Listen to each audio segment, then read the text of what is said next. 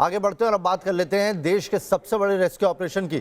हम बात कर रहे हैं चमोली के तपोवन टनल में चल रहे पिछले 8 दिनों से, आज 8वां दिन है जब टनल से रेस्क्यू ऑपरेशन चल रहा है और तपोवन टनल में 2 लोगों के शव मिले हैं। उत्तराखंड हादसे में अब तक 40 लोग, इन 2 लोगों को मिलाकर ऐसे हो गए जिनकी मौत हुई है।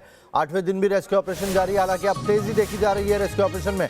एनडीआरएफ, सेना, आईटीबीपी, एसडीआरएफ की टीम, साथ ही एनटीपीसी के इंजीनियर्स वहां पर लगातार कोशिश में है कि जो अंदर लोग हैं, जो तपोवन टनल थी उसे पूरी तरीके से मलबा हटा लिया जाए। सुरेंद्र सहयोगी मेरे जुड़ गए हैं जो लगातार पिछले 8 दिनों से जानकारी दे रहे हैं तपोवन टनल के रेस्क्यू ऑपरेशन की। सुरेंद्र, 8वां दिन है आज कल ये माना जा रहा था कि बस 2 घंटे बाद हो सकता है कि सारी चीज़ें क्लियर हो जाए, लेकिन आज 8वां दिन और 8वें दिन भी रेस्क्यू ऑपरेशन जारी है। आज 2 शव मिले हैं अंदर से। बिल्कुल, देखिए नावेद, जो कल ड्रिल की गई थी, ड्रिल रात में कंप्लीट हो गई थी। उसके बाद एनडीआरएफ ने जब कैमरे डाले थे तो पता चला था कि नीचे की स्थिति बहुत अच्छी नहीं है, यानी नीचे की टनल मलबे से भरी है, पानी से भरी है। और इसके बाद ये तय हो गया था कि अब खुदाई करके ही ये सारी चीज़ें करी जाएंगी, मलबा हटाया जाएगा। आज 2 शव बरामद हो चुके हैं। एक आलम सिंह पुंडीर के नाम से एक की पुष्टि हुई है और दूसरे का जो है वो कालसी निवासी, देहरादून कालसी निवासी बताए जा रहे हैं। 2 लोगों के शव अभी तक बरामद हो चुके हैं। मैं जहां पर हूं, अगर आपको पीछे की ओर दिखा पाऊं तो आप देखिए एनटीपीसी की जो ये टनल है इसमें लगातार मलबा हटाने का काम जारी है और इसके बीच में से अभी तक 2 शव जो हुए हैं वो फिलहाल बरामद हुए हैं। डीएम यहाँ मौजूद हैं, एसपी मौजूद हैं, इसके अलावा एनडीआरएफ के आला अधिकारी भी मौजूद हैं। एनडीआरएफ और एसडीआरएफ ये दोनों टीमें रेस्क्यू ऑपरेशन में अभी लगी हुई हैं। टनल के अंदर लगातार वो तलाश रही हैं क्योंकि 8वां दिन है, अब उम्मीदें बहुत कम हैं, तो इसलिए ये माना जा रहा है कि लगभग अब जो बरामदगी होगी वो शवों की ही बरामदगी हो सकती है, क्योंकि एग्ज़िट पॉइंट से 135 मीटर की दूरी पर ये सारी बॉडीज़, जो 2 बॉडीज़ हैं, ये प्राप्त हुई हैं। जो जानकार हैं वो ये बता रहे हैं कि हो सकता है कि नीचे की टनल में जब पानी या मलबा भरा होगा तो लोग एग्जिट की ओर दौड़े होंगे और इस बीच में भी वो मलबे की चपेट में आए होंगे, जिसके बाद ये हादसा हुआ होगा। अभी तक जो प्रशासन की टीमें हैं वो लगातार हैं। ठीक सामने नवेद अगर आपको दिखाऊं तो आप देखिए यहाँ पर एम्बुलेंस भी रखी है, क्योंकि अगर किसी भी तरह कोई शव अंदर मिलता है तो एम्बुलेंस के ज़रिए उसे ले जाया जाएगा, पंचनामा होगा, पोस्टमार्टम के बाद उसकी अगर शिनाख्त हो जाती है तो उनके परिजनों को उसे सौंपा जाएगा। शिनाख्त नहीं होती है तो डीएनए सैंपलिंग भी की जाएगी। हालांकि सभी शवों की डीएनए सैंपलिंग की जा रही है। डीएम यहाँ पर मौजूद हैं, एसपी मौजूद हैं और लगातार यही सबकी कोशिश है कि पिछले 7 दिनों से जो ऑपरेशन चल रहा था, आज 8वां दिन है, उसमें जो सारी चीज़ें हैं अब वो सामने आ जाएं, क्योंकि ये लगभग अब तय है कि जो हम उम्मीदें मान के चल रहे थे वो उम्मीदें अब लगभग ख़त्म हैं और इसीलिए जो मलबा है अब वो पहले की तरह से ही निकाला जा रहा है। 135 मीटर पर ये 2 शव बरामद हुए हैं। जी, बने रहिए सुरेंद्र। आपको बता दें, अब तपोवन टनल में जो रेस्क्यू जारी है वहां पर कहां तक पहुंचा हुआ है अभी तक रेस्क्यू ऑपरेशन, यही जानने के लिए हमने डीएम स्वाति भदौरिया से बात करने की कोशिश की है।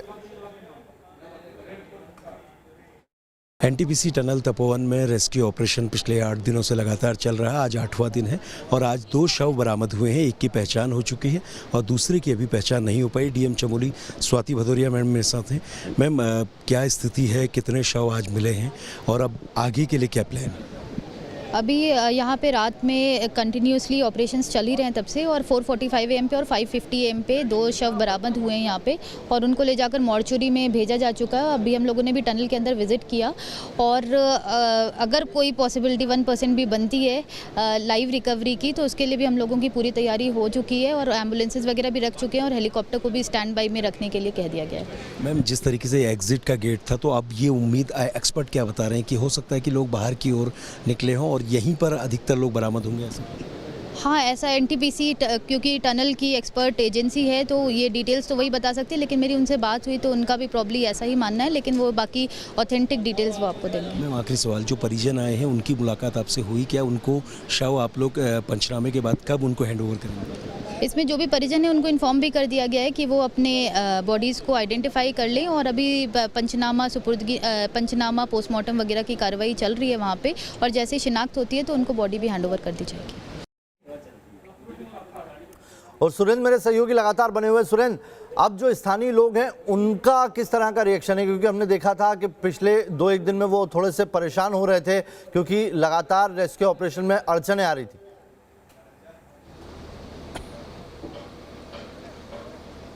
देखिए बिल्कुल नावेद, स्थानीय लोग जो हैं वो पहले भी परेशान थे। हालांकि आज अगर आप इस तरफ देखेंगे तो बहुत कम लोग ही अंदर अभी आ रहे हैं।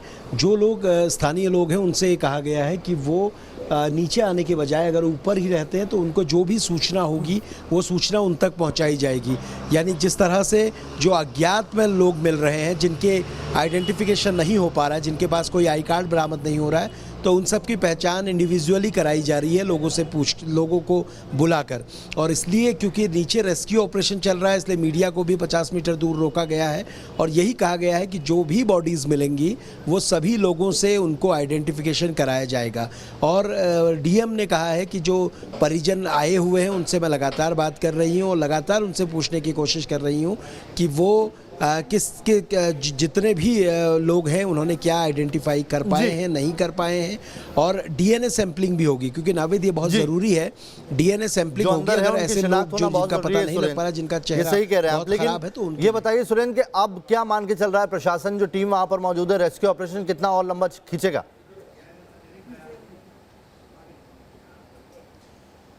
देखिए बिल्कुल नावेद, ये रेस्क्यू ऑपरेशन अब लंबा खिंच सकता है। लंबा इसलिए खिंच सकता है क्योंकि पहले का प्लान था 180 मीटर जाके राइट में टनल जहां मुड़ेगी, जहां वो लोग काम कर रहे होंगे वहां की ओर जाना।